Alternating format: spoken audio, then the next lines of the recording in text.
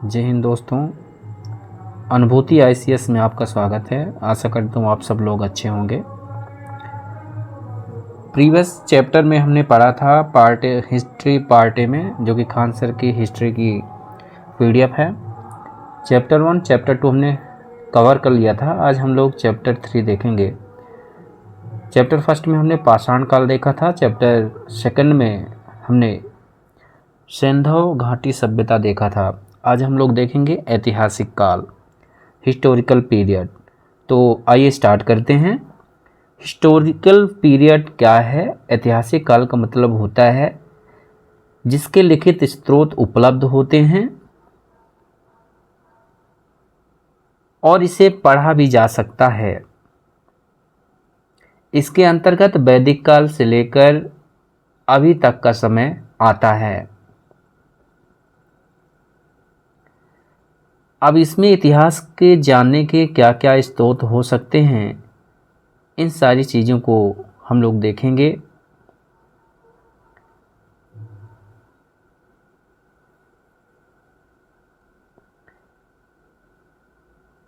तो इतिहास जानने के स्रोत में पुरातात्विक स्रोत हैं, विदेशी स्रोत हैं, मतलब विदेशी यात्रा के, और साहित्य आधारित स्रोत भी होते हैं। पुरातात्विक में सिक्का, अभिलेख, साहित्य के अंतर्गत धार्मिक साहित्य होता है और गैर धार्मिक साहित्य होता है। धार्मिक साहित्य में दो वर्गों में से बांटा जा सकता है। एक ब्राह्मण ग्रंथ हो गए, एक गैर ब्राह्मण ग्रंथ हो गए। ब्राह्मण ग्रंथ में वेद, उपवेद, वेदांग, पुराण, उपनिषद, महाकाव्य। गैर ब्राह्मण में जैन और बौद्ध साहित्य का अध्ययन किया जाता है। और सिक्कों से भी जानकारी मिलती है। तो आइए देखते हैं सिक्कों से क्या जानकारी मिलती होगी। सिक्के का अध्ययन न्यूमिस्मेटिक्स कहलाता है। टेराकोटा का सिक्का मिट्टी का बना होता था। यह सिंधु सभ्यता में बना था। मौर्य काल के समय आहत या पंचमार्क सिक्के का प्रयोग होता था। आहत सिक्कों पर लिखावट नहीं होती थी, केवल चित्र बने होते थे। यह पहला धातु का सिक्का था। तो यदि आहत सिक्का आता है 3 मार्कर में, आहत सिक्का या पंचमार्क सिक्का क्या है, तो पहला नंबर लिखेंगे कि आहत सिक्कों पर लिखावट नहीं होती थी। सेकंड, इसमें चित्र बने होते थे। थर्ड, यह विशेष में लिखेंगे पहला धातु का सिक्का था। पर्ण चांदी के सिक्के हुआ करते थे जो मौर्य काल में प्रचलित हुए। सीसा का सिक्का सबसे पहले सातवाहन शासकों ने चलाया था। पहली बार सोने का सिक्का यूनानी शासकों द्वारा प्रचलित किया गया। शुद्ध सोने का सिक्का कुषाण शासकों द्वारा प्रचलित किया गया। सोने का पहला सिक्का यूनानी शासकों ने चलाया, लेकिन ये चीज़ आपको जानना है कि जो सर्वाधिक शुद्ध सोने का सिक्का चलाने का श्रेय प्राप्त होता है वह कुषाणों को है। सर्वाधिक मात्रा में तथा सबसे अधिक अशुद्ध सोने का सिक्का, सर्वाधिक मात्रा में सोने का सिक्का तथा सबसे अधिक अशुद्ध सोने का सिक्का चलाने का श्रेय गुप्त काल को जाता है। इस समय स्कंदगुप्त शासक हुआ करते थे। चांदी का सिक्का गुप्त काल में चंद्रगुप्त द्वितीय विक्रमादित्य के समय प्रचलित हुआ। चंद्रगुप्त द्वितीय विक्रमादित्य ने चांदी का सिक्का चलाया। शकों को पराजित करने के पश्चात शकारी का उपाधि धारण किया इन्होंने और चांदी का सिक्का इन्होंने चलाया था।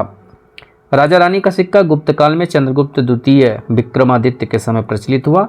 राजा रानी आधारित सिक्के किस शासक के शासनकाल में चलाए गए, तो चंद्रगुप्त द्वितीय विक्रमादित्य के समय में प्रचलित किए गए।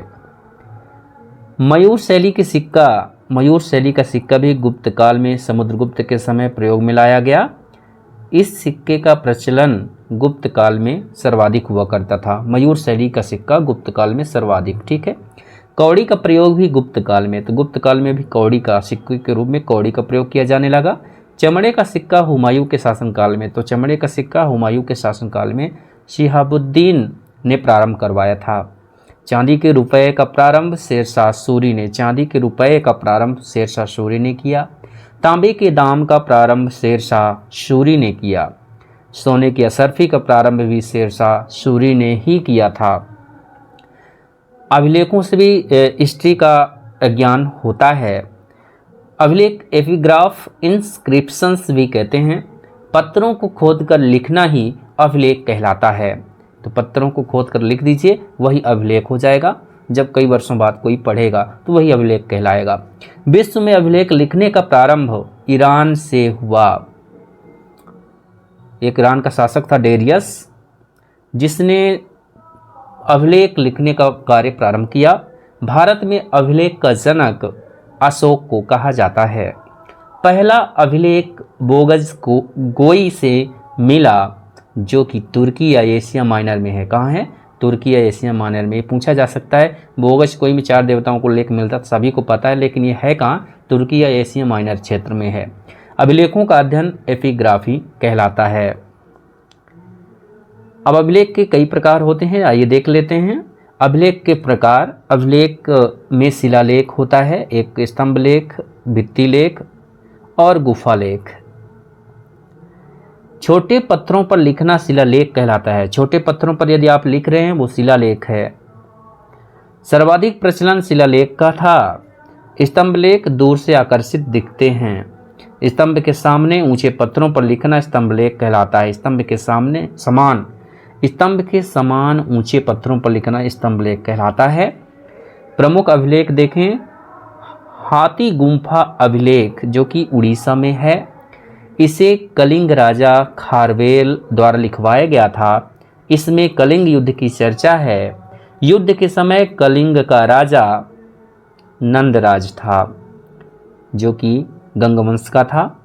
ऐहोल अभिलेख, जो कि राजस्थान में है, इसमें पुलकेशिन द्वितीय के हर्षवर्धन पर विजय की चर्चा की गई है। इसकी रचना रवि कीर्ति, तो ऐहोल अभिलेख का रचनाकार रवि कीर्ति है। पुलकेशिन द्वितीय ने हर्षवर्धन पर विजय प्राप्त की, इसमें वर्णन है। जूनागढ़ अभिलेख, जो कि गुजरात में है, इसमें रुद्रदामन ने सुदर्शन झील की चर्चा की। इस झील को चंद्रगुप्त मौर्य ने बनवाया था। प्रयाग अभिलेख है, इलाहाबाद में है, इसमें समुद्रगुप्त ने अपने विजय अभियान की चर्चा की है। नासिक अभिलेख, जो कि महाराष्ट्र में है, यह अभिलेख गौतमी बलश्री किसने? गौतमी बलश्री द्वारा लिखवाया गया था। इसमें सातवाहन कालीन घटनाओं का विवरण मिलता है। हमने हाथी गुम्फा अभिलेख देखा, जो कि कलिंग राजा खारवेल द्वारा लिखवाया गया। इसमें कलिंग युद्ध की चर्चा की गई है और युद्ध के समय कलिंग का राजा नंदराज था। ऐहोल अभिलेख राजस्थान में है। पुलकेशिन द्वितीय हर्षवर्धन पर विजय प्राप्त करता है। इसकी रचना रवि कीर्ति ने। फिर जूनागढ़ अभिलेख हमने देखा, इसमें सुदर्शन झील का भी चर्चा की गई है। रुद्रदामन ने सुदर्शन झील की चर्चा की। झील को चंद्रगुप्त मौर्य ने बनवाया था। प्रयाग अभिलेख, प्रयाग प्रशस्ति अभिलेख, जो कि इलाहाबाद में है, इसमें समुद्रगुप्त अपने विजय अभियानों की चर्चा करता है। नासिक अभिलेख, जो कि महाराष्ट्र में, इसमें गौतमी बलश्री द्वारा लिखवाया गया, जिसमें सातवाहन कालीन घटनाओं का विवरण मिलता है। ग्वालियर अभिलेख मध्य प्रदेश में, यह अभिलेख राजा भोज प्रतिहार के समय बालादित्य द्वारा लिखा गया था। इसमें गुर्जर प्रतिहार शासकों के विषय में जानकारी मिलती है। मंदसौर अभिलेख बहुत ही इंपॉर्टेंट अभिलेख है। मंदसौर अभिलेख, जो कि मध्य प्रदेश में है, यह अभिलेख मालवा नरेश यशोवर्मन के समय में वासुल कवि द्वारा लिखा गया था। बहुत ही इंपॉर्टेंट क्वेश्चन है, वासुल कवि द्वारा लिखा गया था। इसमें सैनिक उपलब्धियों का वर्णन मिलता है। देवपाड़ा अभिलेख, जो कि पश्चिम बंगाल में है, यह अभिलेख बंगाल शासक विजय सेन द्वारा लिखवाया गया था। इसमें सेन राजवंश के शासक की महत्वपूर्ण घटनाओं का वर्णन मिलता है। देवपाड़ा अभिलेख पश्चिम बंगाल में है, वहाँ सेन राजाओं का शासन था, तो आप समझ सकते हैं कि उनके सेन राजवंश के शासन की महत्वपूर्ण घटनाओं का ही वर्णन इसमें देवपाड़ा अभिलेख पश्चिम बंगाल में होता है। इसके बाद स्तंभ लेख देखें तो स्तंभ लेख क्या है? यह स्तंभ के समान ऊंचे होते हैं। स्तंभ के समान ऊंचे होते हैं, इसलिए नाम तो इनका स्तंभ लेख है। हेलियोडोट्स गरुण ध्वज स्तंभ लेख, जो कि एमपी में है, इसमें भागवत ने भागवत धर्म की जानकारी दी है। चंद्रगुप्त विक्रमादित्य का महरौली दिल्ली में स्थित स्तंभ लेख लोहे का है, जिसमें अभी तक जंग नहीं लगा। यह आश्चर्य का विषय रहा है। विदेशी यात्रियों द्वारा भारत का वर्णन इस प्रकार से किया गया। हेरोडोटस ने हिस्टोरिका लिखा, मेगास्थनीज ने इंडिका लिखा, Periplus of the Erythraean Sea anonymous है अज्ञात। टालमी जियोग्राफिका लिखता है, प्लेनी की नेचुरल हिस्ट्री है, अल्बर्नी किताब उल हिंद तहकीक Hind, Marco Polo the book of sir Marco Polo Kakatiya वंश के समय लिखा था। फयान ने फो क्यूकी चंद्रगुप्त द्वितीय के समय में, ह्वेनसांग सीयूकी हर्षवर्धन के समय में, हा से ह्वेनसांग और हर्षवर्धन। तारानाथ कंग्यूर और तंग्यूर ने लिखा। फयान 399 ईस्वी में फो क्यूकी पुस्तक यह चंद्रगुप्त द्वितीय विक्रमादित्य के दरबार में आया था। इसमें उस समय के भवन तथा कौड़ी की चर्चा है। संयुगन 518 ईस्वी जो कि चीन का था, इसने अपने 3 वर्ष की यात्रा में बौद्ध धर्म की प्रतियां एकत्रित की। ह्वेनसांग सीयूकी यह हर्षवर्धन के दरबार में आया। इस नालंदा विश्वविद्यालय में अध्ययन तथा अध्यापन दोनों किया। इसे यात्रियों का राजकुमार कहते हैं। यात्रियों का राजकुमार किसे कहा जाता है? ह्वेनसांग को। सीयूकी लिखा पहला, यात्रियों का राजकुमार दूसरा विशेष में लिखेंगे। और नालंदा विश्वविद्यालय में अध्ययन भी किया और अध्यापन भी किया। इसिंग 673 ईस्वी यह चीनी यात्री था। यह त्रिपिटक की 400 प्रतियां अपने साथ चीन लेकर गया इस सिंह ने। इब्न बतूता यह मोरक्को का रहने वाला था। इब्न बतूता आएगा 3 मार्क्स में, अप टू 2 मार्क्स में। मोरक्को का रहने वाला था। यह 7000 किलोमीटर की यात्रा करके मोहम्मद बिन तुगलक के दरबार में आया था। इसकी पुस्तक रिहला। तो इब्न बतूता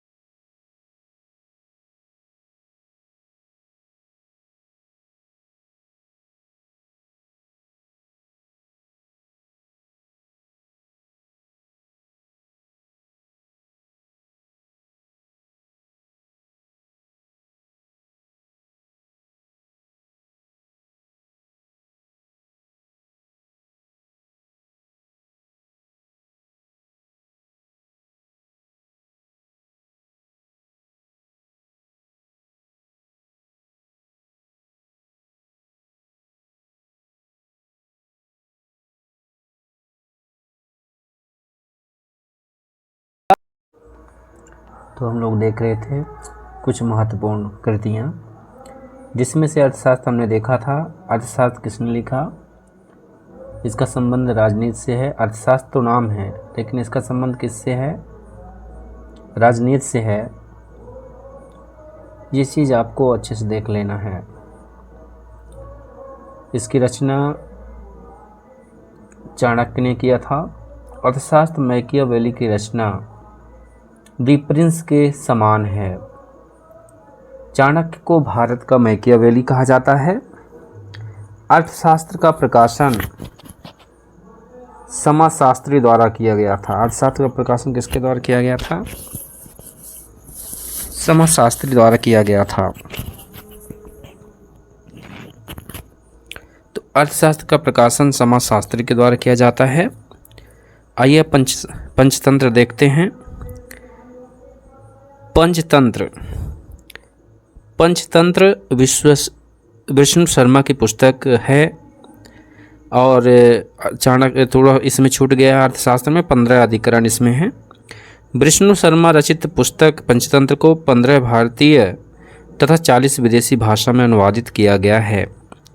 मृक्षकटिकम एक अन्य रचना है।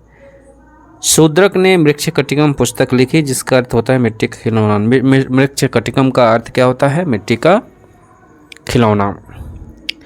राजतरंगिणी जो कि कल्हण रचित पुस्तक है, इसमें कश्मीर के इतिहास का वर्णन मिलता है। ये महत्वपूर्ण टॉपिक है, इसको देख लीजिएगा। कादम्बरी तथा हर्षचरित की रचना बाणभट्ट ने किया था। आप धार्मिक स्रोत देखते हैं। वैसी पुस्तक जिसका संबंध किसी न किसी धर्म से रहता है उसे धार्मिक स्रोत कहते हैं। गैर ब्राह्मण ग्रंथ हमने देखा था, जिसमें वेद पुराण सब कुछ आते हैं। मतलब ब्राह्मण ग्रंथ और गैर ब्राह्मण ग्रंथ वैसे स्रोत होते हैं जिसका संबंध हिंदू धर्म से नहीं रहता।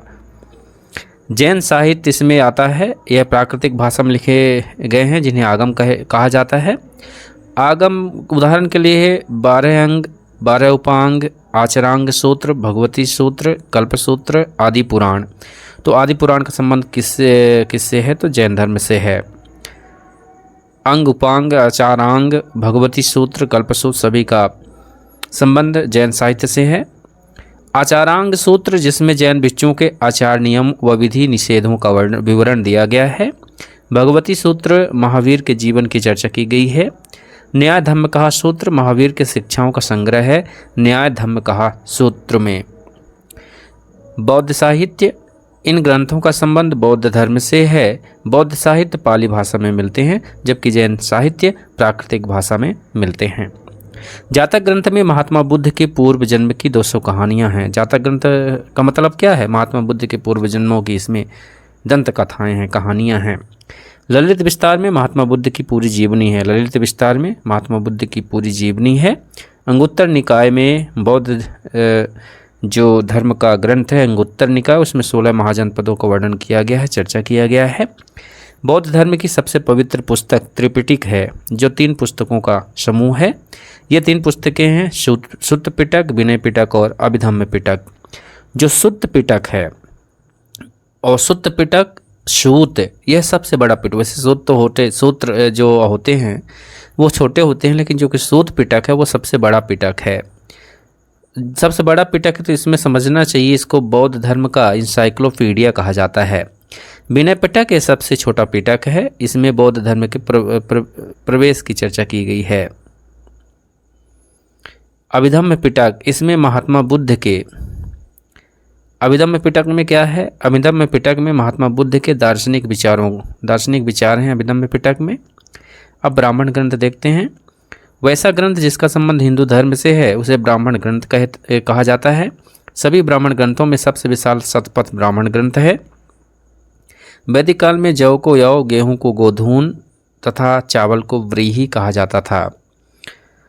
आइए वेद देखते हैं। वेद का शाब्दिक अर्थ ज्ञान होता है। यह सबसे प्रमुख ब्राह्मण ग्रंथ है।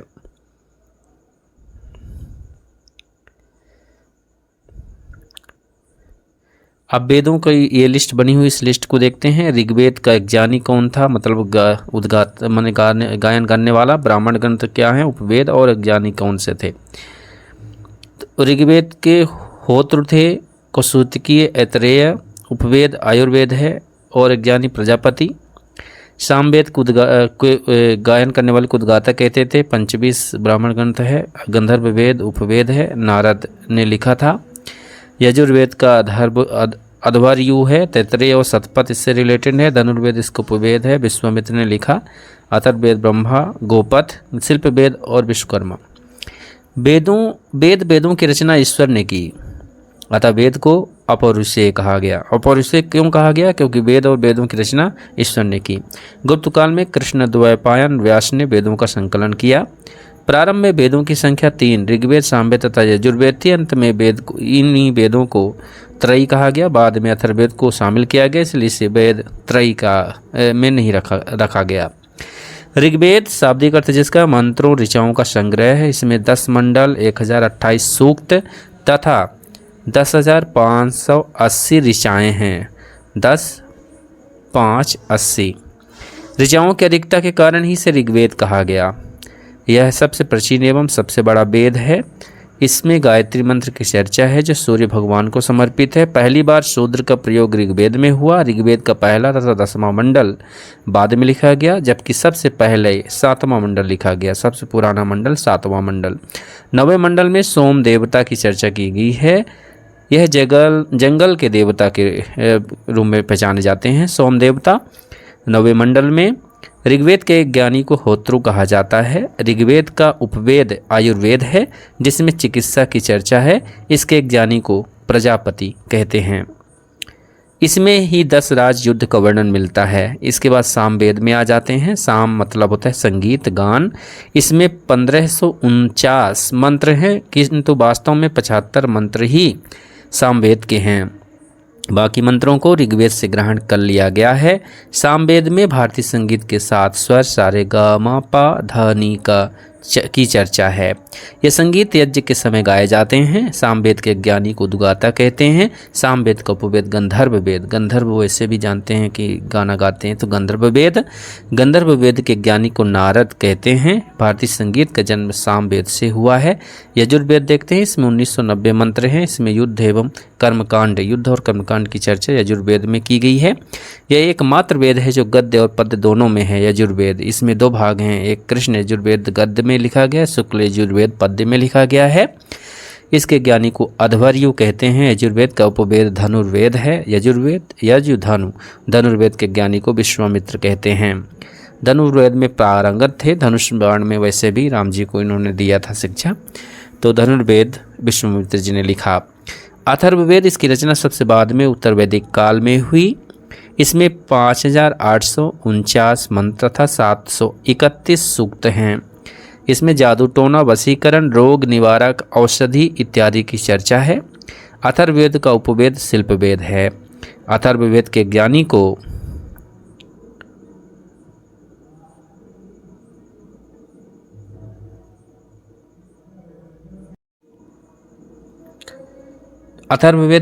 को ब्रह्म का कहा जाता है। अथर्वा ऋषि ने इस वेद को लिखा था। अथर्ववेद को अथर्ववेद में ही सर्वप्रथम मगध, अंग और राजा परीक्षित के बारे में उल्लेख मिलता है। उपवेद, वेदों की अच्छी तरह से समझने के लिए, वेदों को अच्छी तरह से समझने के लिए कुछ ग्रंथ लिखे गए जिन्हें उपवेद की संज्ञा दी गई। सभी वेदों के अपने अपने उपवेद हैं। जैसे आयु है तो ऋग्वेद, गंधर्व है तो सामवेद, धनु जैसे धनु में राइमिंग कर रहा वैसे यजु, धनु यजु, शिल्प अथर्व, शिल्प है तो अथर्व, अथर्ववेद का उपवेद शिल्पवेद है।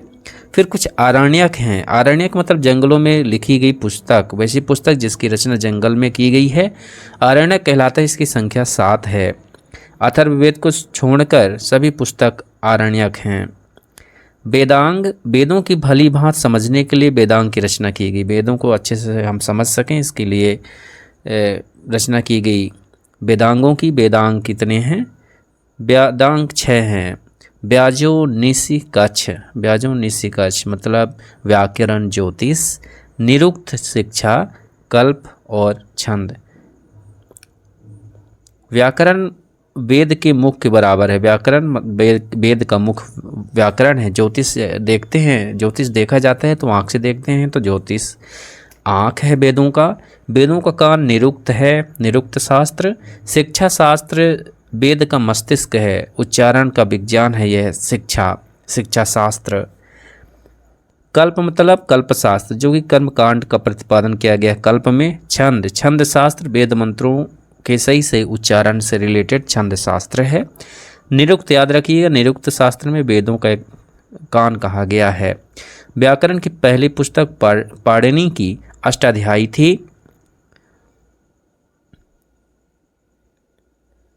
ज्योतिष की सबसे बड़ी पुस्तक महाभाष्य है। निरुक्त की रचना यास्क महोदय ने किया था, जिसका अर्थ निर्वचन होता है, अर्थात वैदिक शब्दों का अर्थ व्यवस्थित रूप से समझना ही निरुक्त का प्रयोजन है।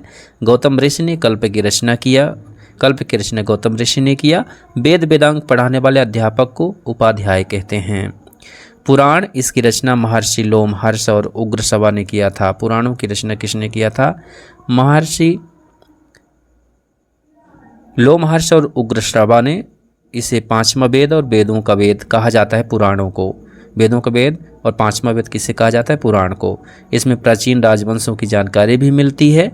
स्त्री और शूद्र को इसे पढ़ने की अनुमति नहीं थी, मतलब स्त्री और शूद्र नहीं पढ़ सकते थे, वे इससे केवल सुन सकते थे। विष्णु पुराण, इसमें मौर्य वंश की जानकारी मिलती है। मत्स्य पुराण में सातवाहन मत्स्य, मत्स्य में सा सरोता वाला सा है, इसलिए सातवाहन में भी है सा है। तो मत्स्य पुराण में किसका वर्णन? सातवाहन का।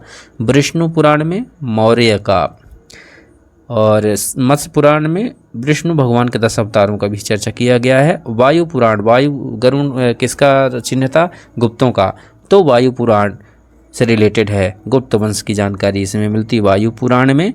इसमें लिखा है कि समुद्रगुप्त का घोड़ा 3 समुद्र का पानी पीता था। इसके बाद आइए उपनिषद देखते हैं। वेदांत सबसे अंतिम ग्रंथ है ये वेद, ठीक है, ब्राह्मण ग्रंथों में से।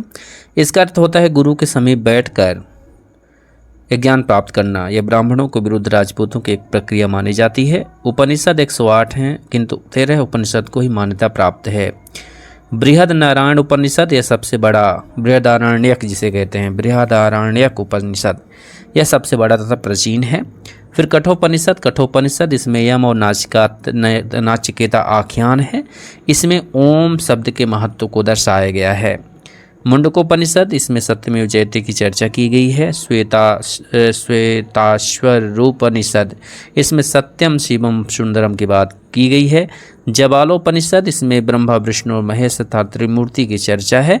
सर्वप्रथम 4 आश्रमों के बारे में उल्लेख जबालोपनिषद में ही मिलता है। फिर अलोपनिषद, अलोपनिषद यह सबसे बाद का उपनिषद है। इसकी रचना अकबर के साथ हुई। अलोपनिषद उपनिषद मूलतः दर्शन पर आधारित है। यजुर्वेद के प्रमुख उपनिषद कापोपनिषद, मैत्रायणी और श्वेताश्वर उपनिषद है। सामवेद की प्रमुख उपनिषद छांदोग्य और जैमिनी है। अथर्ववेद के प्रमुख उपनिषद मुंडकोपनिषद, प्रश्नोपनिषद तथा मांडुक्यो प्रश्नों ये अथर्ववेद के उपनिषद हैं। आगे ही देखते हैं। प्रमुख साहित्यों से भी जानकारी इतिहास की मिलती है। स्मृति साहित्य प्राचीन राजवंशों की जानकारी मिलती है। स्मृति साहित्य में स्मृति साहित्य की संख्या 36 है। विष्णु स्मृति प्लस नारद स्मृति से गुप्तकाल की जानकारी, विष्णु और नारद स्मृति से। मनु स्मृति तथा याज्ञवल्क्य स्मृति से मौर्य काल की जानकारी मिलती है। मनु और याज्ञवल्क्य स्मृति से। याज्ञवल्क्य स्मृति में जुआ खेलने का उचित बताया गया है। याज्ञवल्क्य स्मृति ये सपोर्ट करती है कि जुआ खेलो भाई, बढ़िया है, सब अच्छा है। मनुस्मृति को धर्मशास्त्र कहते हैं। मनुस्मृति क्या है? धर्मशास्त्र है। इसमें ऊंची जाति की वरीयता दी गई है। दलित तथा महिला को नीचे दिखाया गया। इसमें विवाह के लिए पुरुष की आयु 25 वर्ष, लड़की की आयु को 12 वर्ष बताया गया है। इसमें 8 प्रकार के विवाह की चर्चा की गई है। संस्कार की संख्या 16 है। 8 प्रकार का विवाह मनुस्मृति में। गर्भाधान प्रथम संस्कार होता है। दाह संस्कार अंतिम संस्कार, अंत्येष्टि होता है। इसमें ऋण 3 प्रकार के बताए गए हैं मनुस्मृति में। देव ऋण, धार्मिक अनुष्ठान कर इससे मुक्ति मिलती थी, और एक होता था ऋषि ऋण, इसमें अपने पुत्र को शिक्षित कर इसमें मुक्ति मिलती थी। और पितृ ऋण, संतान उत्पन्न कर इस ऋण से छुटकारा पाया जाता था।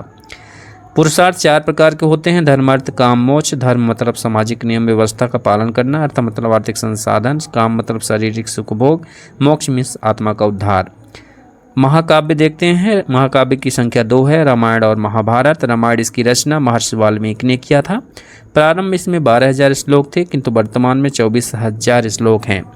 इसे गुप्त काल में पूरा किया गया। अकबर के समय रामायण को फारसी भाषा में अनुवाद बदायूनी ने किया था। इसे आदि काव्य की संज्ञा दी जाती है। रामायण महाकाव्य महाभारत की अपेक्षा अधिक ठोस है। महाभारत यह विश्व का सबसे बड़ा महाकाव्य है। इसकी रचना वेद व्यास ने किया था।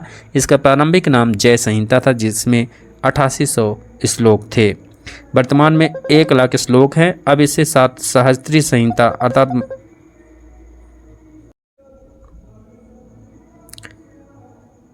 वर्तमान में 1 लाख श्लोक हैं। अब इसे 7 सहस्त्री संहिता अर्थात महाभारत कहते हैं।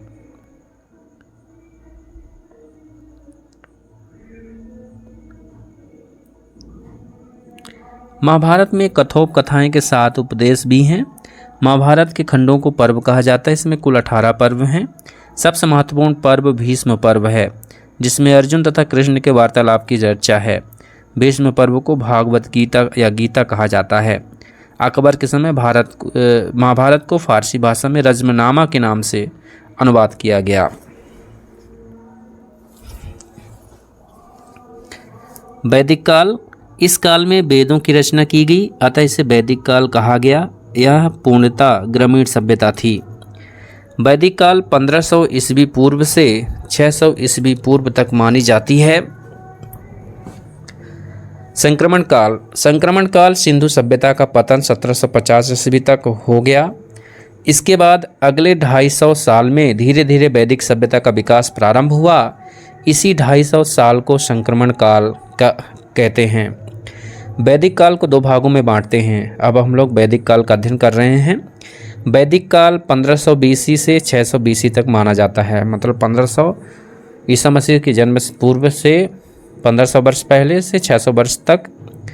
तो इसको दो भागों में बांटा गया है। एक ऋग्वैदिक काल है जो 1500 से 1000 ईस्वी तक माना गया है, और उत्तर वैदिक काल 1000 BC से 600 BC तक माना गया है। ठीक है। ऋग्वैदिक काल क्या है? ऋग्वैदिक काल का मतलब ये है कि इस काल की जो जानकारी मिलती है ऋग्वेद में मिलती है। एक मतलब 1500 BC से लेकर के 1000 BC के बीच जो शासनकाल घटना रहा, सब कुछ ये वैदिक काल ऋग्वैदिक काल के अंतर्गत आता है। इस समय जाति का निर्धारण कर्म के आधार पर किया जाता था। मतलब कर्म के आधार पर जाति का निर्धारण किया जाता था। यह काल 1500 ईस्वी पूर्व से 1000 ईस्वी पूर्व तक था। उत्तर वैदिक काल, इसका विकास 1000 से 600 ईस्वी पूर्व तक हुआ। इस काल में जाति का निर्धारण वंश के आधार पर होने लगा। उत्तर वैदिक काल में लोहे की खोज हुई। अब इसमें ये देखना है कि ऋग्वैदिक काल में ज़्यादातर भ्रांतियाँ कम थी। मतलब जो भी इतिहास था वो बहुत ही अच्छा इतिहास था। इसमें किसी प्रकार से कुरीतियाँ या किसी प्रकार से कमियाँ नहीं थीं। जो था सब नेचुरल था। लेकिन जैसे जैसे शासनकाल मतलब जैसे जैसे समय बढ़ता जाता है तो इसमें मिलावट आती जाती है। जो कर्म आधारित व्यवस्था थी वो जन्म आधारित होने लगती है, और उसमें बहुत सारे बदलाव होते रहते हैं। स्त्रियों की स्थिति क्रमशः गिरती जाती है। जैसे जैसे आप आगे पढ़ेंगे स्त्रियों की स्थिति गिरती जाती है, दासों की स्थिति दास होने लगते हैं, और धीरे धीरे अन्य कुरीतियाँ भी, सामाजिक कुरीतियाँ भी व्याप्त होने लगती हैं। वर्तमान में भारत में लोहे का पहला साक्ष्य अतरंजी खेड़ा से देखने को मिलता है। भारत में लोहे का प्रचलन पहली बार 1000 ईस्वी पूर्व में ही माना जाता है। वैदिक समाज के निर्माता आर्य को माना जाता है। आर्य मध्य एशिया, मैक्स मूलर के अनुसार मध्य एशिया के थे। भारत में सप्त सिंधु प्रदेश में 7 नदियों का प्रदेश से पंजाब हरियाणा में आके बस गए। आर्यों की भाषा संस्कृत थी जो देवताओं की भाषा थी, जिस कारण आर्यश्रम को श्रेष्ठ कहते थे जिन्हें संस्कृत नहीं आती थी। अर्थात भारत में मूल निवासियों को अनार्य या निम्न कहा जाता था। दक्षिण भारत का आर्यीकरण अगस्त ऋषि ने किया था। उत्तर भारत का आर्यीकरण राजा विदेह के पुरोहित पंडित गौतम राहु गण ने किया था, किंतु वे गंगा नदी को पार करके पटना नहीं पहुंच पाए, जिस कारण अथर्ववेद में पाटलिपुत्र को अछूतों की भूमि कही गई है और यहाँ के गंगा जल को पवित्र नहीं माना गया है। इस समय सबसे प्रिय पशु गाय थी जो समृद्धि का संकेत थी। गाय की हत्या करने वाले मृत्युदंड दिया जाता था। राजा का मुख्य कार्य गाय के लिए युद्ध करना यानी गविष्टि था। उस समय अर्थव्यवस्था का मुख्य आधार कृषि हुआ करता था। परुष्णी नदी अर्थात रावी के तट पर आर्य तथा नार्य राजाओं के बीच युद्ध हुआ। इस युद्ध में आर्य विजयी हुए। इस युद्ध को दशराज युद्ध भी कहते हैं। इसकी चर्चा ऋग्वेद के 7वें मंडल में की गई है। आर्यों के विजयी होने के कारण ही इस क्षेत्र का नाम आर्यावर्त पड़ा। आर्यों में सबसे महान राजा भरत था, जिसके नाम पर आर्यावर्त का नाम भारत रखा गया। मतलब जो आर्य थे, आर्यों में सबसे महान राजा भरत होते हैं। राजा भरत के नाम पर ही इसे आर्यावर्त का नाम भारत रख दिया जाता है।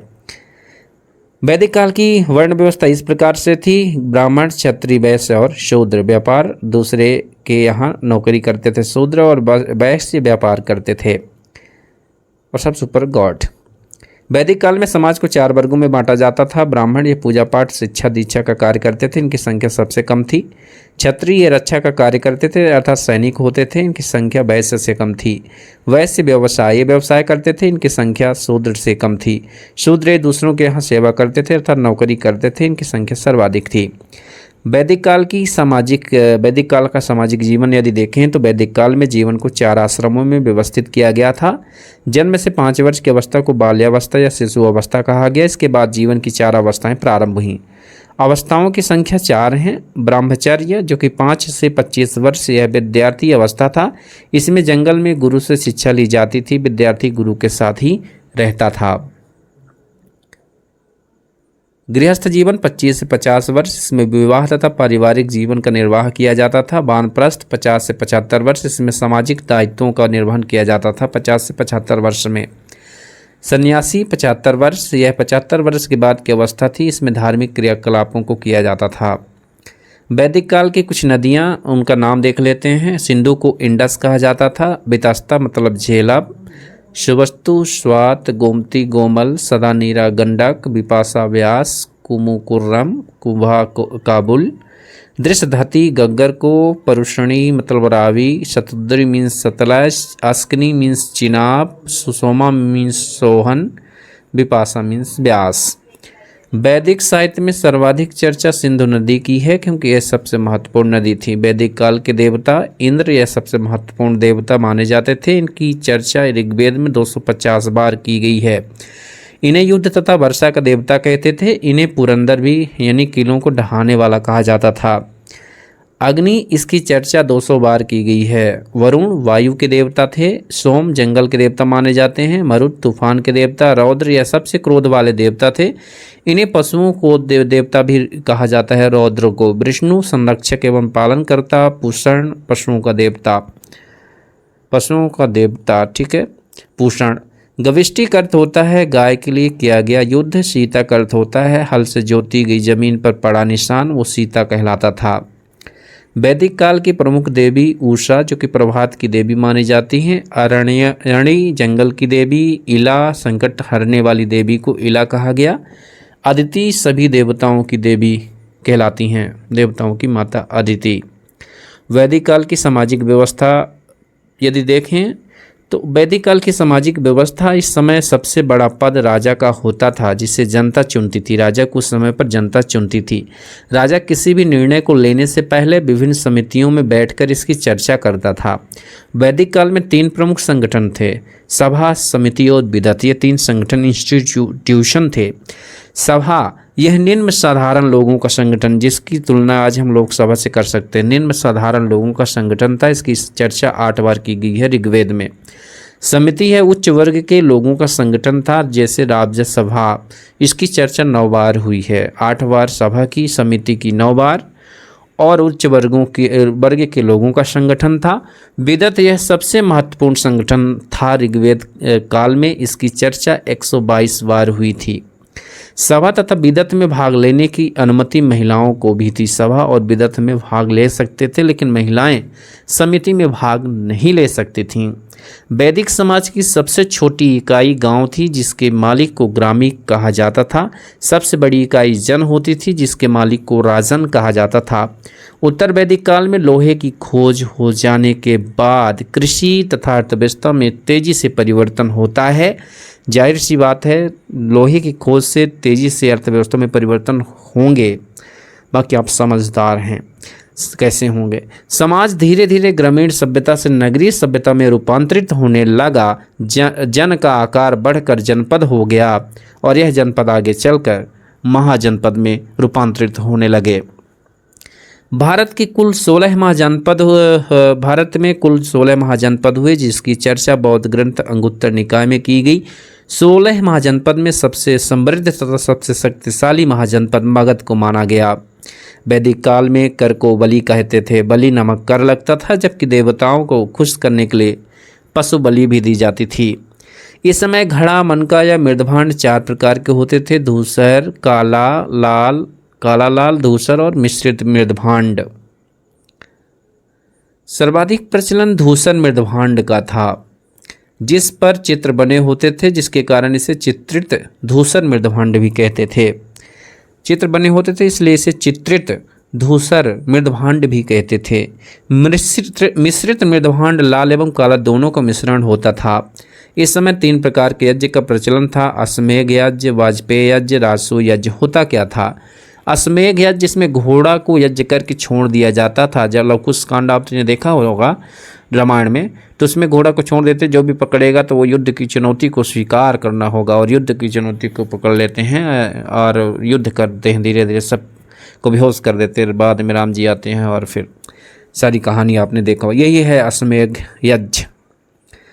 जहाँ तक घोड़ा जाता था वहाँ तक का क्षेत्र राजा को ले लेता था। घोड़ा को रोकने वाले व्यक्ति को राजा से युद्ध करना पड़ता था। वाजपेय यज्ञ यह राजा के शक्ति प्रदर्शन के लिए होता था, जिसमें रथों की रेस लगाई जाती थी। ये वाजपेय यज्ञ। वाजपेय मतलब बाज मीन्स घोड़ा। वाजपेय यज्ञ मतलब घोड़े की घुड़दौड़ होती थी, रेस होती थी। राजसूय यज्ञ, राजाभिषेक के समय राजसूय यज्ञ किया जाता था। राजसूय यज्ञ किया गया था राजाभिषेक के समय। उत्तर वैदिक काल में जब रंजी खेड़ा से लोहे की खोज हुई तो उत्तर वैदिक काल की अर्थव्यवस्था पशुपालन के स्थान से कृषि पर आधारित हो गई। वैदिक काल में 6 दर्शन दिए गए। सांख्य दर्शन, जिसके स्थापित करने वाले कपिल थे। सांख्य कपिल, न्याय गौतम, योग दर्शन पतंजलि, वैशेषिक दर्शन को कणाद ने, उत्तर मीमांसा वादरायण और पूर्व मीमांसा जैमिनी ने। गौतम बुद्ध के अधिकतर उपदेश सांख्य दर्शन से लिए गए हैं। सिंधु सभ्यता और वैदिक सभ्यता में अंतर क्या था, ये देख लेते हैं। सिंधु सभ्यता और वैदिक सभ्यता में अंतर। सिंधु सभ्यता जहाँ नगरीय सभ्यता थी, वहीं वैदिक सभ्यता ग्रामीण सभ्यता थी। इसको इस तरीके से नहीं लिखना है, इसको इस तरीके से लिखना है। सबसे पहले हमें अंतर आधार बना लेना चाहिए। अंतर आधार यहाँ पर बना लेंगे कि प्रकृति क्या थी, तो ये नगरीय, ये ग्रामीण थी। समाज मातृसत्ता, यहाँ लिखेंगे समाज मातृसत्तात्मक, पितृसत्तात्मक। इसमें प्रधान पशु बैल था, इसमें प्रधान पशु गाय थी, और इसमें नियोजन को महत्व दिया गया। इसमें सामाजिक नियोजन को महत्व दिया गया। युद्ध से परिचित ये नहीं हुआ करते थे। गाय के लिए युद्ध होता था, जिससे गविष्टि कहा जाता था। यहाँ कांसे की खोज हो गई थी, यहाँ लोहे की खोज हो गई वैदिक काल में। यहाँ कृषि पर प्लस व्यापार चलता था। यहाँ कृषि और पशुपालन प्रमुख, यहाँ लिखेंगे प्रमुख व्यवसाय, फिर लिखेंगे शिव तथा मातृ देवी की पूजा। शिव तथा मातृ देवी की प्रमुख मतलब देवता, यहाँ शिव तथा मातृ देवी की पूजा होती थी। यहाँ के प्रमुख देवता इंद्र थे। आगे हम लोग देखते हैं। इस प्रकार से चैप्टर खत्म होता है। अब हम लोग देखेंगे प्रागैतिहासिक काल। तो आइए देखते हैं ये प्रागैतिहासिक काल कैसे आ सकता है। प्रागैतिहासिक काल, तो प्रागैतिहासिक काल ये मैं देख चुका था।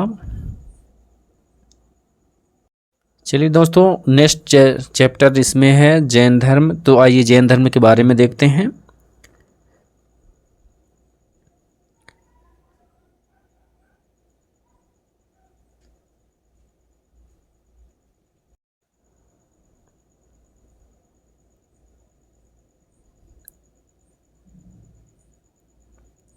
जैन धर्म 6वीं शताब्दी में भारत कुल 72 संप्रदायों का विकास हुआ था। 6वीं शताब्दी में, 6वीं शताब्दी BC कहें तो वो सही रहेगा, जिसमें जैन धर्म, बौद्ध धर्म, अजीविक संप्रदाय, लिंगायत, कापालिक, शैव धर्म और वैष्णव धर्म प्रमुख हैं। जैन शब्द संस्कृत के जीन शब्द से बना हुआ है, जिसका अर्थ होता है विजेता। जिन मीन तो क्या होता है, विजेता होता है। जैन धर्म का मुख्य केंद्र बिंदु अहिंसा था। इस धर्म के संस्थापक ऋषभदेव थे।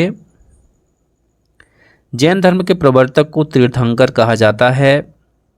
तीर्थंकर का अर्थ होता है दुख से परे संसार रूप सागर को पार कराने वाला। दुख से परे संसार रूप सागर को पार कराने वाले को तीर्थंकर कहते हैं। ऋषभदेव जैन धर्म के पहले तीर्थंकर हुए। ऋषभदेव हिमालय पर्वत पर निर्माण को प्राप्त करने के लिए चले गए थे। जैन धर्म के प्रथम तीर्थंकर तथा 22 तीर्थंकर अरिष्टनेमी का 22वें तीर्थंकर अरिष्टनेमी का उल्लेख ऋग्वेद में मिलता है। जैन धर्म में कुल 24 तीर्थंकर माने जाते हैं, जिन्होंने समय समय पर जैन धर्म का प्रचार प्रसार किया। जैन धर्म के 23वें तीर्थंकर पारसनाथ थे। इनका जन्म वाराणसी के राजा अश्वसेन के यहाँ हुआ था, जो इक्ष्वाकु वंश से संबंधित थे। इन्हें झारखंड के संवेद शिखर पर एक ज्ञान की प्राप्ति हुई, जिस कारण संवेद शिखर का नाम पारसनाथ की चोटी हो गया। अज्ञान प्राप्ति के बाद इन्होंने चतुरायण धर्म दिया, जिसे कहा जाता है सत्य, अहिंसा, आस्तेय और अपरिग्रह। सत्य मतलब सदा सत्य बोलना, झूठ न बोलना, धन संग्रह न करना। परिग्रह मीन्स आस्तेय मीन्स होता है चोरी न करना, नॉन स्टीलिंग। अहिंसा मीन्स नॉन इंजरी, हिंसा न करना। जैन धर्म के 24वें तीर्थंकर एवं अंतिम तीर्थंकर महावीर स्वामी हैं। इन्हें जैन धर्म का वास्तविक संस्थापक कहा जाता है। जैन धर्म का वास्तविक संस्थापक किसे कहा जाता है? महावीर स्वामी जी को कहा जाता है। इनके पिता सिद्धार्थ थे, जो यात्रिक कुल के राजा हुआ करते थे। इनकी माता त्रिशला थीं, जो लिच्छवी नरेश चेतक की बहन थीं। इनके बचपन का नाम वर्धमान था। इनका जन्म 540 BC में वैशाली के निकट कुंडग्राम में हुआ था। मतलब 540 BC में जन्म हुआ वैशाली के अंतर्गत एक ग्राम था जिसको कुंड ग्राम कहा गया। पत्नी यशोदा थीं, बेटी प्रियदर्शनी, अनौजा, दामाद इनके जामिल हुए। 30 वर्ष की आयु में इन्होंने अपने बड़े भाई नंदिवर्धन से आज्ञा लेकर गृह त्याग दिया। जामिल की वजह से बाद में इसमें विभाजन भी होता है जैन धर्म में, तो इसको आप देखते रहिएगा। श्वेतांबर और दिगंबर और विभाजन बाद में होता रहता है। 12 वर्ष की कठोर तपस्या के बाद जाम्भिक ग्राम में एक साल, वो साल नहीं वर्ष, साल मीन्स साल वृक्ष, बरगद के नीचे ऋजुपालिका नदी के तट पर इन्हें एक जान की प्राप्ति हुई। एक जान प्राप्ति को कैवल्य कहा गया है। जान प्राप्ति के बाद इन्हें कैवलिन, जिन अथवा निग्रोथ कहा गया। जिन का अर्थ होता है विजेता, जबकि निग्रोथ का अर्थ होता है बंधन से मुक्त हो जाना। निग्रोथ या निग्रंथ। वर्तमान में जाम्भिक ग्राम की पहचान हजारीबाग के समीप पारसनाथ की पहाड़ी तथा ऋजुपालिका नदी की पहचान दामोदर नदी की सहायक नदी बराकर नदी के रूप में किया गया। तो जो ऋजुपालिका नदी थी वही आज बराकर नदी है। इन्होंने पहला उपदेश राजगिरी में बितुलाचल पहाड़ी पर बराकर नदी के तट पर प्राकृत मतलब अर्धमगही भाषा में दिया था, जबकि अंतिम उपदेश पावापुरी में दिया। महावीर स्वामी का पहला भिक्षु उनका दामाद जमाली ही बना था। प्रथम जैन भिक्षुणी चंपा थीं, जो राजा दधी वाहन की बहन थीं। चंपा ज्ञान प्राप्ति के बाद इन्होंने पारसनाथ द्वारा प्रारंभ चतुरायन धर्म में ब्रह्मचर्य शब्द जोड़कर पंचायन धर्म दिया था। अहिंसा, सत्य, अस्तेय, अपरिग्रह और ब्रह्मचर्य 5वां धर्म इन्होंने जोड़ा था। जैन धर्म की 5 श्रेणियां थीं, जिसे पहला श्रेणी तीर्थंकर, वह जिसने मोक्ष प्राप्त कर ली उसे तीर्थंकर बोलते हैं। अरहत पद वह प्राप्त करता है जो निर्वाण की प्राप्ति की ओर अग्रसर हो जाता है। आचार्य उसे कहा जाता है जैन भिक्षुओं के समूह का प्रमुख आचार्य कहलाता है। और उपाध्याय जैन धर्म का जो शिक्षक होता है उसे उपाध्याय कहते हैं। साधु सारे जैन भिक्षुक साधु हैं। तो ये 5 मतलब श्रेणियां हैं। सबसे पहले साधु बनोगे, फिर उपाध्याय बनोगे, क्योंकि जैन धर्म का शिक्षक हो जाओगे। फिर आचार्य बनोगे क्योंकि जैन भिक्षुओं के समूह का प्रमुख हो जाओगे। अरहत पद तब प्राप्त करेंगे जब निर्वाण की ओर अग्रसर हो जाते हैं। इसके बाद तीर्थंकर कहलाते हैं जब वो मोक्ष की प्राप्ति कर लेते हैं। महावीर स्वामी ने त्रिरत्न दिए जो हैं सम्यक ज्ञान, दर्शन और आचरण। सम्यक ज्ञान, right knowledge, right belief, right action. भगवान महावीर ने ज्ञान प्राप्ति के बाद अपने मतों के प्रचार प्रसार के लिए एक संघ की स्थापना किया जिसमें 11 अनुयायी थे। महावीर स्वामी ने ईश्वर के अस्तित्व को नहीं माना, जिस कारण वे मूर्ति पूजा और कर्मकांड का विरोध थे, अनिश्वरवादी थे, अतः इन्हें अनेश्वरवादी भी कहा जाता है। इन्होंने पुनर्जन्म को माना और पुनर्जन्म का सबसे बड़ा कारण आत्मा को बताया। आत्मा को सताने के लिए इन्होंने कहा कि मोक्ष प्राप्ति के बाद पुनर्जन्म से मुक्ति मिल जाएगी। महावीर स्वामी ने अहिंसा पर सर्वाधिक बल दिया, जिस कारण उन्होंने कृषि तथा युद्ध पर प्रतिबंध लगा दिए। महावीर स्वामी के दिए गए उपदेशों को 14 पूर्वी नामक पुस्तक में रखा गया है, जो जैन धर्म की सबसे प्राचीन पुस्तक है। महावीर स्वामी ने अपने उपदेश प्राकृत भाषा में दिए। महावीर ने अपने उपदेश में अनेकांतवाद की चर्चा की है। 72 वर्ष की अवस्था में 468 ईस्वी पूर्व पावापुरी में मल्ल राजा सृष्टिपाल के दरबार में इनकी मृत्यु हो जाती है, जिसे निर्वाण कहा गया। पावापुरी उस समय मल्ल गणराज्य के अधीन था। मल्ल गणराज्य के अधीन पावापुरी नामक स्थल था। वहाँ पर 72 वर्ष की अवस्था में 468 बीसी में इनकी मृत्यु हो जाती है, जो कि जन्म इनका 540 बीसी में हुआ था, जिसका शासक हस्तपाल था। महावीर स्वामी के बाद प्रथम उपदेश देने वाला आर्य सुधर्मा था। प्रथम उपदेश महावीर स्वामी के बाद देने वाला आर्य कौन था? आर्य सुधर्मा को घोषित किया गया था। भद्रबाहु और स्थूलभद्र इनके 2 सबसे प्रिय अनुयायी थे। मौर्य काल में मगध पर 12 वर्षीय भीषण अकाल पड़ा, जिस कारण भद्रबाहु अपने अनुयायियों के साथ दक्षिण भारत कौन गया था? भद्र भाग गया था। भद्र, ठीक है, भद्रबाहु चले गए थे, कर्नाटक चले गए। इन्हीं के साथ चंद्रगुप्त मौर्य भी आए थे, जिसने कर्नाटक के श्रवण बेलगोला में संलेखना मीन्स संथारा पद्धति से प्राण त्याग दिए, जल समाधि लेके। इस भीषण अकाल में भी स्थूलबाहु तथा उसके अनुयायी मगध में ही रुक गए। स्थूलबाहु इसीलिए स्थूलभद्र के शिष्य क्या कहलाए, वहीं पर रुके हुए थे। जब अकाल खत्म हो गया तो भद्रबाहु मंगल लौट आया, किंतु इन दोनों में विवाद हो गया। भद्रबाहु के नेतृत्व वाले लोग निर्वस्त्र रहते थे, भद्रबाहु जो चले गए थे जिन्हें दिगंबर कहा गया, जबकि स्थूलभद्र वहाँ स्थायी थे और ये कपड़ा श्वेत वस्त्र धारण करते थे। स्थूल सा से श्वेत, स्थूलभद्र के अनुयायी श्वेत वस्त्र धारण करते थे, जिसे श्वेतांबर कहा गया। इनके अनुयायी को श्वेतांबर कहा गया। पहली जैन संगीति, जैन धर्म के विस्तृत प्रचार के लिए 2 संगीतियाँ भी हुई। पहली जैन संगीति होती है 300 ईस्वी पूर्व पाटलिपुत्र में, अध्यक्षता स्थूलभद्र ने किया। उसी में भद्रबाहु ने 12 अंग नामक पुस्तक की रचना की। दक्षिणी जैन दिगंबर ने इस सम्मेलन का बहिष्कार किया था। दक्षिणी जैन दिगंबर ने इस सम्मेलन का बहिष्कार कर दिया था, प्रथम जैन संगीत का।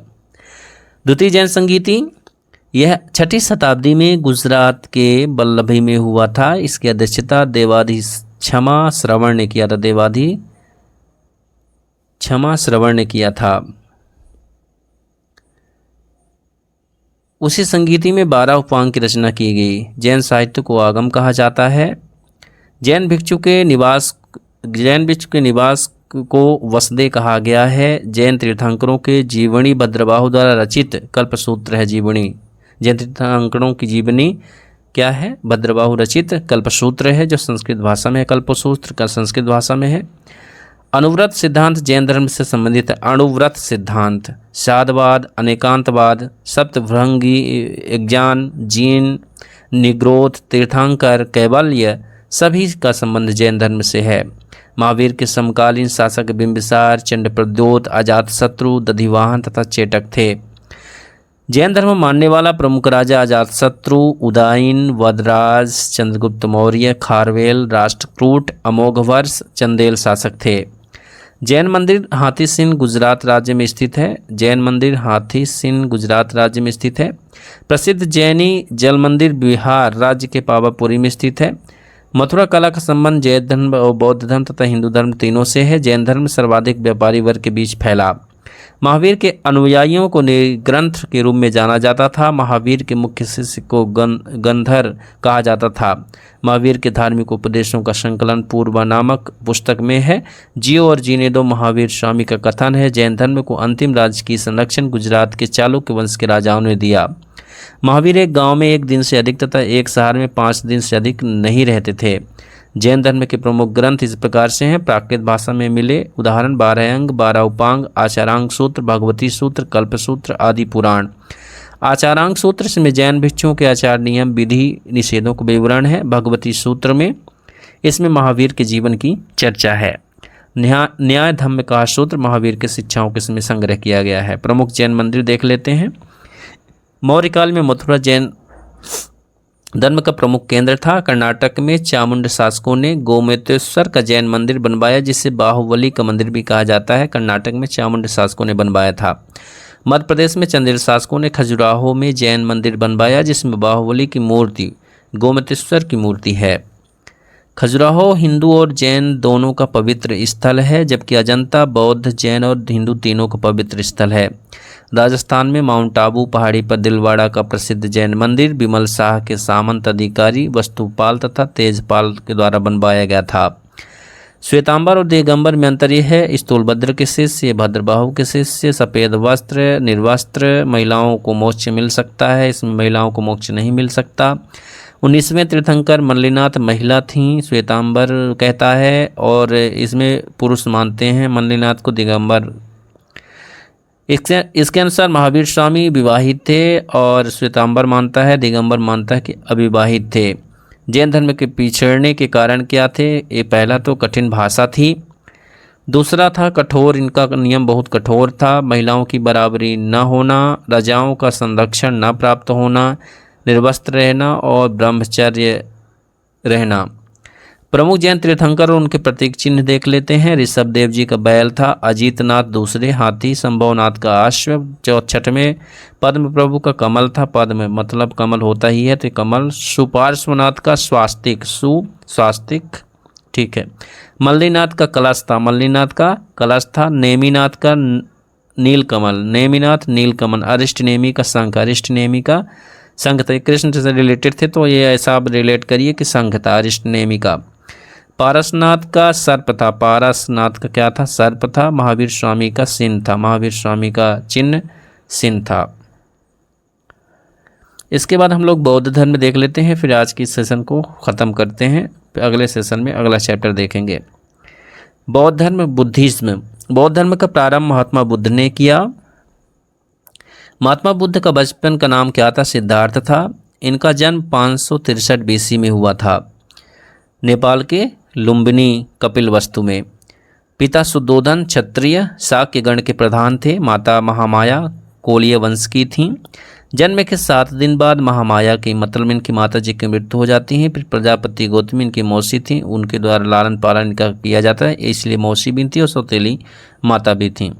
इनका विवाह 16 वर्ष की अवस्था में होता है। यशोधरा, गोपा, बिंबा, भदकच्छना, इन अन्य नामों से भी इन्हें जाना जाता है, यशोधरा को।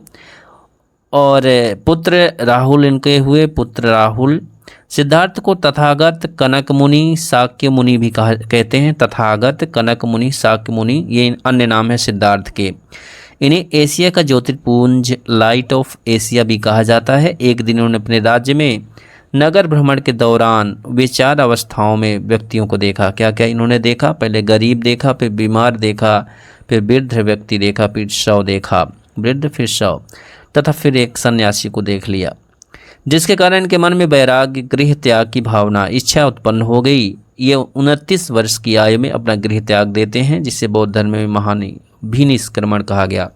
29 वर्ष की अवस्था में ये अपना गृह त्याग देते हैं, जिसे महाभिनिष्क्रमण कहा गया। क्या कहा गया, महाभिनिष्क्रमण। 29 वर्ष की आयु में इन्होंने अलार कलाम से सांख्य, इनके गुरु पहले कौन थे, अलार कलाम थे, जिन्होंने सांख्य दर्शन, वैशाली में सांख्य दर्शन के बारे में बता दिया। चलिए, अलार कलाम से वो जब घर छोड़े 29 वर्ष की अवस्था में, अलार कलाम से सबसे पहले मिले, अलार कलाम से इन्होंने सांख्य दर्शन सीखा। इसके बाद रुद्रक राम राजगृह में एक गुरु मिले इनको, रुद्रक राम, उनसे उन्होंने योग दर्शन सीखा। तो योग दर्शन, पहले सांख्य दर्शन उन्होंने अलार कलाम से सीख लिया वैशाली में, फिर राजगृह में रुद्रक राम से इन्होंने योग दर्शन सीख लिया। महात्मा बुद्ध अपने 5 मित्रों के साथ सारनाथ के मृगदाव वन में तपस्या करने लगे। 6 वर्ष तक कठोर तपस्या किया, कुछ रिजल्ट नहीं निकला। उनके दोस्त छोड़कर भाग गए कि तब तपस्या से क्या होगा। तो इसके बाद वो अकेले फिर आगे देखिए क्या करते हैं। वहाँ एक कन्या ने इनसे कहा कि वीणा को इतना न खींची कि वह टूट जाए, और इतना कम भी न खींचो कि वह बजे ही नहीं।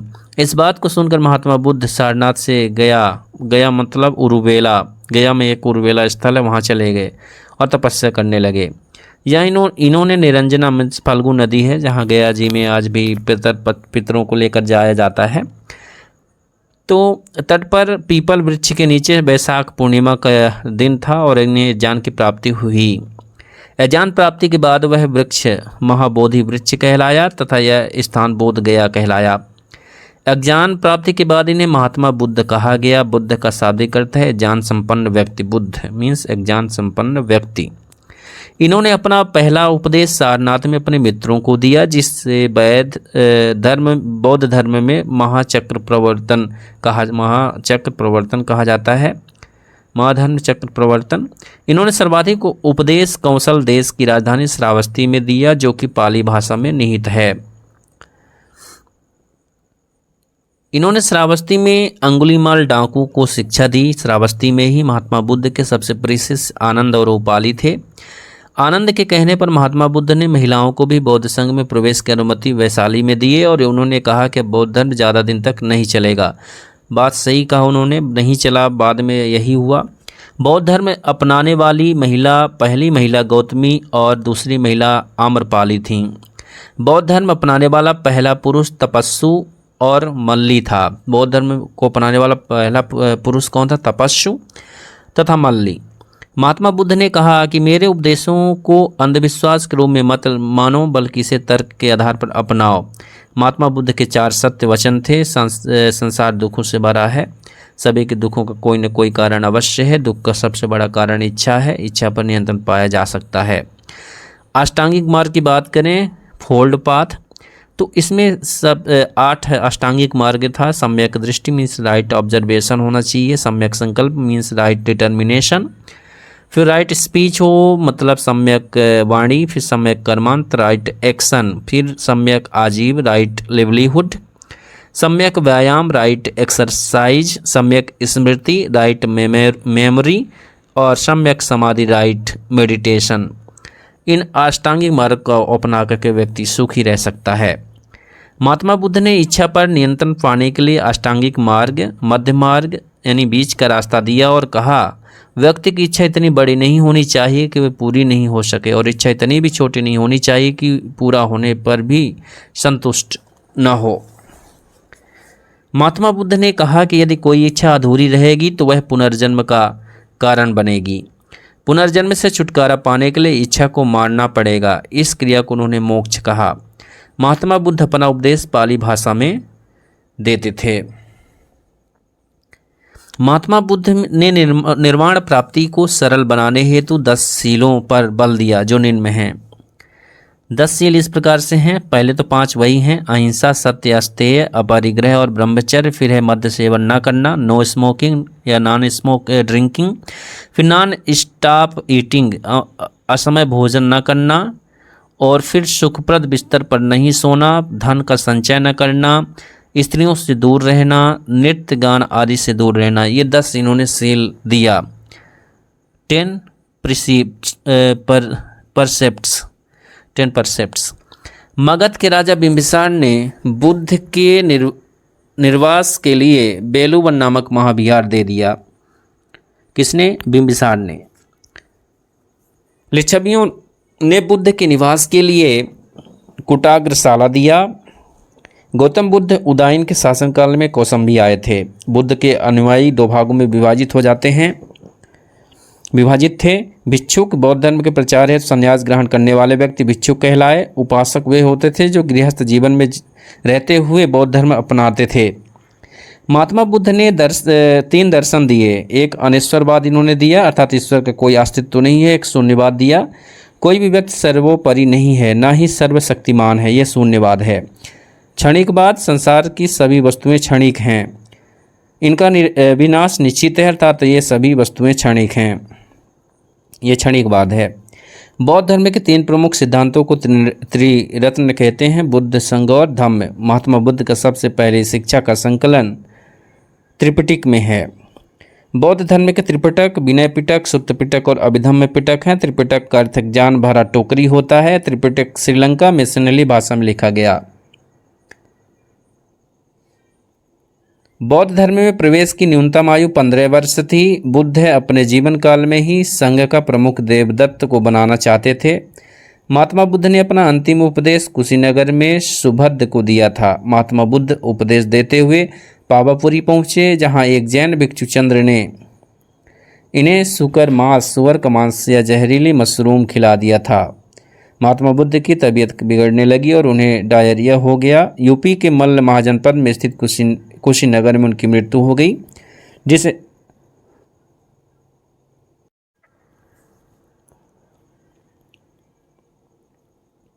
जिसे महापरिवार के नाम से जाना गया। इनके अंतिम संस्कार को मल्ल महाजनपद के राजाओं ने धूमधाम से किया। महात्मा बुद्ध की मृत्यु के बाद उनकी अस्थियों को 8 अलग अलग स्थानों पर दफनाया गया, जिन्हें अष्ट महास्थान कहा गया। गौतम बुद्ध ने अपने जीवन की अंतिम वर्षा ऋतु वैशाली में बिताया। महात्मा बुद्ध के समकालीन शासक बिंबिसार, उदयन, प्रसेनजीत तथा प्रद्योत थे।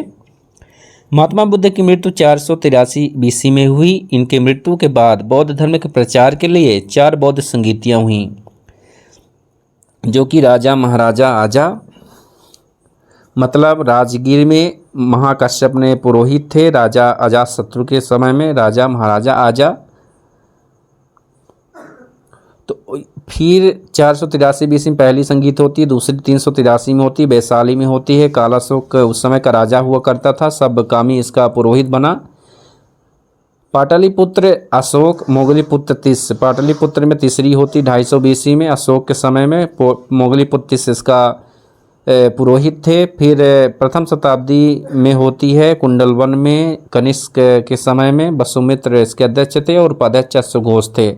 चौथी बौद्ध संगीत के बाद बौद्ध धर्म दो भागों में बंट जाता है, हीनयान और महायान। हीनयान का मतलब क्या हुआ? महात्मा बुद्ध के उपदेशों में कोई परिवर्तन नहीं किए। इन्होंने हीनयान मूर्ति पूजा और भक्ति में विश्वास नहीं करते थे। इस संप्रदाय का ग्रंथ पाली भाषा में लिखा गया था। आगे चलकर हीनयान दो भागों में विभक्त हो गया, वैभाषिक और सौतांत्रिक। हीनयान का आदर्श है अरहत पद की प्राप्ति। हीनयान के भारत के दक्षिणी भाग में श्रीलंका, जावा, बर्मा आदि देशों में फैला। कब मतलब भारत के दक्षिणी भाग में जो गया वो सब हीनयानी थे, श्रीलंका, जावा, बर्मा में। हीनयान अवस्था का विशालता एवं सर्वाधिक विकसित शैलकृति चैत्य गृह कार्य पुणे में है। महायान या महात्मा बुद्ध के उपदेशों में परिवर्तन करके उसे आधुनिक रूप दे दिए। बुद्ध ईश्वर मानकर उसकी उपासना भी करते थे तथा मूर्ति पूजा भी करते थे बुद्ध को, ठीक है। इस संप्रदाय का ग्रंथ संस्कृत भाषा में था। महायान आगे जाकर वज्रयान शाखा में टूट गई। महायान आगे चलकर क्या होती है? वज्रयान शाखा में टूट जाती है। वज्रयान शाखा ही बौद्ध धर्म के विनाश का कारण बन जाती है, क्योंकि इन लोगों ने मूर्ति पूजा, मद्यपान, वेश्यावृत्ति सब कुछ अपना लिया महायानी ने। इस संप्रदाय का प्रमुख ग्रंथ गुह्य समाज और मंजूश्री मूल कल्प है। चीन तथा थाईलैंड में ब्रजयान शाखा की अधिकता है। बिहार के भागलपुर स्थित विक्रमशिला विश्वविद्यालय में ब्रजयान शाखा की शिक्षा दी जाती थी। इसे धर्मपाल ने बनवाया था। धर्मपाल ने ही इस कॉलेज का निर्माण, विक्रमशिला विश्वविद्यालय का निर्माण किया था। नालंदा विश्वविद्यालय में महायान की शिक्षा दी जाती थी, जिसके संस्थापक कुमार गुप्त हुआ करते थे, जिसे बख्तियार खिलजी द्वारा ध्वस्त कर दिया गया था। ओदंतपुरी विश्वविद्यालय बौद्ध धर्म के महायान से संबंधित है, जिसके संस्थापक ओदंतपुरी विश्वविद्यालय को गोपाल ने बनवाया था और विक्रमशिला विश्वविद्यालय को धर्मपाल ने बनवाया। नालंदा विश्वविद्यालय को बख्तियार खिलजी संस्थापक कुमार गुप्त थे, जिसे बख्तियार खिलजी ने नष्ट कर दिया। कनेरी की शैलकृत गुफाएं 11 सिर और 4 भुजाओं के बोधिसत्व का अंकन मिलता है। सारनाथ की भूमि स्पर्श मुद्रा वाले बुद्ध की प्रतिमा गुप्त काल में बनाई गई थी। बुद्ध की खड़ी प्रतिमा कुषाण काल में बनाई गई। गौतम बुद्ध को देवता का स्थान कनिष्क के समय में दिया गया। भारत में सबसे पहले जिस मानव प्रतिमा की पूजा किया गया वह बुद्ध की ही प्रतिमा थी। इसी के साथ मूर्ति पूजा की नींव रखी गई। बुद्ध की 80 फुट की प्रतिमा जो बोध गया में है उसे जापानियों ने द्वारा निर्मित करवाया, जापानियों ने बनवाया। 30 फीट ऊंचा और 10 फीट लंबा गौतम बुद्ध का शयन मुद्रा में मूर्ति बोध गया में बन रहा है। बुद्ध की प्रथम मूर्ति शैली मथुरा शैली थी। बुद्ध का सर्वाधिक मूर्ति गंधार शैली में मिला। धार्मिक जुलूस का प्रारंभ बौद्ध धर्म से हुआ था। बौद्ध धर्म का रामायण, अश्वघोष की पुस्तक बुद्ध चरित को बौद्ध धर्म का रामायण कहा जाता है। अश्वघोष ने लिखा बुद्ध चरित, ये बौद्ध धर्म का रामायण है। भारत तथा एशिया का सबसे बड़ा मठ तवांग मठ, जो कि अरुणाचल प्रदेश में है, जो विश्व का दूसरा सबसे बड़ा बौद्ध मठ है। विश्व का सबसे बड़ा बौद्ध मठ पोतला महल लहासा तिब्बत में है। बौद्ध धर्म का शब्दकोश डिक्शनरी महाविभाष सूत्र को कहा जाता है। बौद्ध धर्म को अपनाने वाला शासक अशोक, कनिष्क, महायान, नागार्जुन, अश्वघोष और वसुमित्र थे। अशोक बौद्ध धर्म के प्रचार प्रसार के लिए अपने पुत्र महेंद्र और संघमित्रा को श्रीलंका भेजता है। बौद्ध साहित्य की बात करें तो इन ग्रंथों का संबंध बौद्ध धर्म से है। बौद्ध साहित्य पाली भाषा में मिले। जातक ग्रंथ में महात्मा बुद्ध के पूर्व जन्म की कहानियों का वर्णन मिलता है। कम से कम 200 कहानियों का वर्णन मिलता है। ललित विस्तार में महात्मा बुद्ध की पूरी जीवनी देखने को मिलती है। किसमें? ललित विस्तार में। अंगुत्तर निकाय में 16 महाजनपदों की चर्चा की गई है। बौद्ध धर्म की सबसे पवित्र पुस्तक त्रिपिटक है, जो 3 पुस्तकों का समूह है। सुत्त पिटक यह सबसे बड़ा पिटक है, इसे बौद्ध धर्म का इंसाइक्लोपीडिया कहा जाता है। विनय पिटक यह सबसे छोटा पिटक है, इसमें बौद्ध धर्म के प्रवेश की चर्चा है। अभिधम्म पिटक, इसमें महात्मा बुद्ध के दार्शनिक विचारों की चर्चा है। बौद्ध धर्म से जुड़े कुछ चिन्ह, गर्भ हाथी का प्रतीक है, कमल जन्म का प्रतीक है, घोड़ा महाभिनिष्क्रमण गृह त्याग का प्रतीक है, सांड युवावस्था का, पीपल बौद्ध वृक्ष ज्ञान प्राप्ति का, चक्र जो है प्रथम उपदेश धर्म चक्र प्रवर्तन का प्रतीक है, समृद्धि शेर समृद्धि का प्रतीक है, पद चिन्ह निर्वाण का प्रतीक है, और स्तूप महापरिनिर्वाण का प्रतीक है। महात्मा बुद्ध का जन्म, ज्ञान प्राप्त तथा मृत्यु वैशाख अप्रैल महीने में पूर्णिमा के दिन हुए। वैशाख पूर्णिमा को बुद्ध पूर्णिमा कहा जाता है। बौद्ध तथा जैन धर्म में कुछ समानताएं हैं, उन समानताओं को देखते हैं। दोनों मोक्ष प्राप्ति तथा पुनर्जन्म में विश्वास करते हैं। दोनों ने मूर्ति पूजा तथा भगवान के अस्तित्व का विरोध किया। दोनों ने कर्मकांड का विरोध किया और दोनों ही हिंदू धर्म से टूटे थे। बौद्ध तथा जैन धर्म में अंतर इस प्रकार से है। जैन धर्म ने पुनर्जन्म का कारण आत्मा को बताया, जबकि बौद्ध धर्म ने इच्छा को बताया। जैन धर्म में मोक्ष प्राप्ति के लिए संलेखना विधि अपनाया जाता है, जबकि बौद्ध धर्म में अष्टांगिक मार्ग अपनाया जाता है। जैन धर्म में ज्ञान प्राप्ति को कैवल्य कहा जाता है, जबकि बौद्ध धर्म में मोक्ष कहा जाता है। बौद्ध धर्म के आगे बढ़ने के कारण क्या रहे? जैन धर्म की भाषा प्राकृत थी, जो बहुत कठिन हुआ करती थी, जबकि बौद्ध धर्म की भाषा पाली थी, जो आमजन की भाषा थी, सबसे लोकप्रिय भाषा थी। जैन धर्म में बहुत ही कठोर नियम थे, जबकि बौद्ध धर्म के नियम सरल हुआ करते थे।